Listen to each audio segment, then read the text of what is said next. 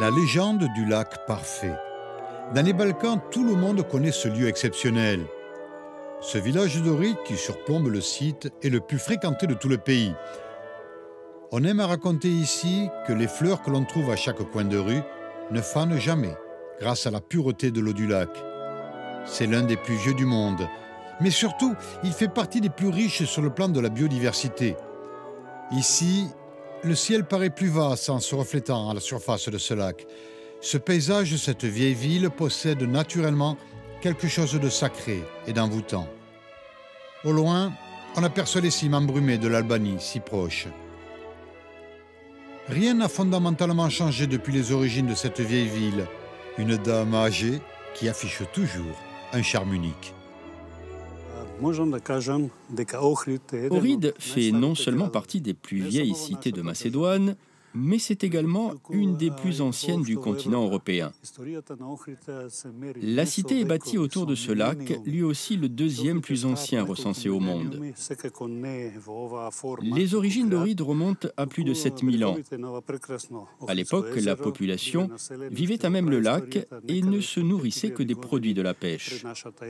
La première fois que la cité d'Ohrid a été évoquée dans les textes, ce fut il y a 4000 ans environ.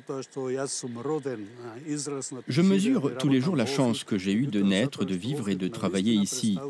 Dans l'ensemble des Balkans, et même ailleurs, tout le monde connaît notre vieille ville et surtout le lac qu'elle surplombe.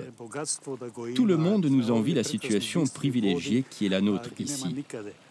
L'environnement est préservé et même à une époque pas si lointaine que ça, les vieux pêcheurs buvaient l'eau du lac. La population lavait son linge et faisait sa cuisine avec l'eau du lac également. Aujourd'hui, tout a changé et la pression touristique a rendu cela impossible. De nos jours, le niveau de protection et de respect de l'environnement est bien moins élevé qu'à l'époque. On n'a pas été assez prudent dans la gestion de l'arrivée massive des touristes. Ce qui me rassure, c'est que les nouvelles générations sont plus à l'écoute de tous ces problèmes d'environnement. Ils sont beaucoup plus respectueux de la protection de la nature dans laquelle ils vivent. Ohrid, cette station balnéaire au sud-ouest de Skopje, la capitale macédonienne, fut longtemps surnommée la Jérusalem slave. Car au sein de cette vieille ville, les édifices de toutes les religions sont si nombreux qu'on ne les a jamais réellement recensés. La réalité à Ohrid a dépassé la rumeur. Chez nous, il y a une légende qui affirme qu'il y a autant d'églises à Ohrid qu'il y a de jours dans l'année. Ce n'est pas mon avis, nous avons ici pas moins de 400 édifices religieux. Bien sûr, la plupart d'entre eux sont en état de ruine ou très abîmés par le temps, mais tous n'ont pas été recensés. On peut dire que cette légende reste en dessous de la vérité.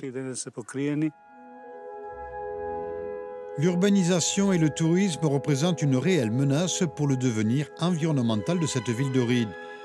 Les services de protection de l'UNESCO envisageraient même de la placer sur la liste des sites en péril. La municipalité fait tout pour maintenir son rang dans ce classement des lieux recensés au patrimoine mondial de l'humanité. Un label qualité internationale qui représente un atout de choix pour l'économie locale.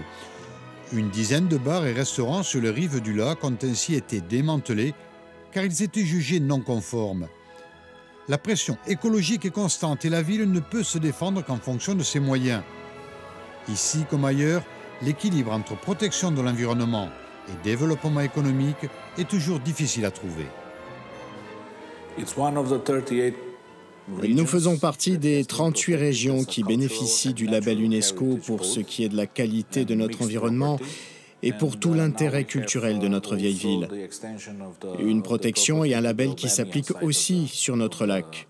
Cela remonte au début des années 90, il y a maintenant plus de 30 ans. Et pour nous, c'est essentiel de maintenir ce label qualité UNESCO.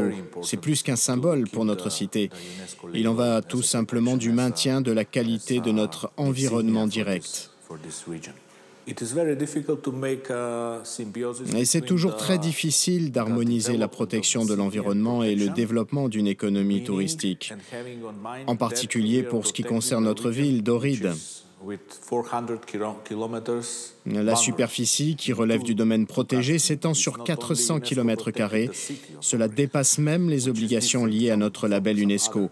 Cela reste toujours compliqué à maintenir, mais nous travaillons ensemble avec le gouvernement central et même les instances européennes pour faire perdurer ce label qualité de notre environnement, une politique d'ensemble qui existe depuis plus de 40 ans maintenant.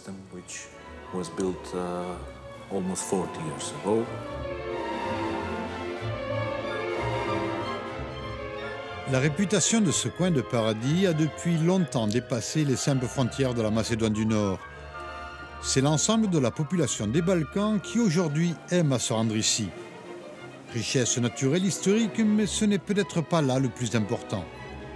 Lorsque l'on flâne le long de ces ruelles, on ressent vraiment l'âme de ce jeune pays, né en 1991 de l'éclatement de l'ex-Yougoslavie.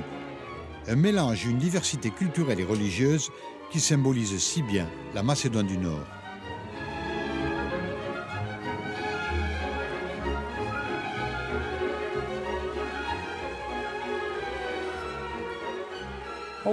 Ohrid et son lac sont très importants pour l'ensemble des Macédoniens.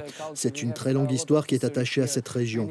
Beaucoup de peuples et de religions se côtoient chez nous, une mixité qui s'est toujours bien réalisée. Ohrid, c'est un peu tout cela. Pour nous, c'est très important, ces gens qui nous rendent visite. Ohrid reste une destination privilégiée dans le monde entier. Pour l'écrivain Jules Renard, le paradis n'est pas sur la terre. Seul n'en subsiste que quelques morceaux ça et là. Assurément, la vieille ville d'Ohrid et ce lac qui lui fait face font partie de ces rares endroits privilégiés par la nature. La préservation de ce petit coin de paradis, un combat au quotidien pour la population sur place qui mérite bien l'attention de tous.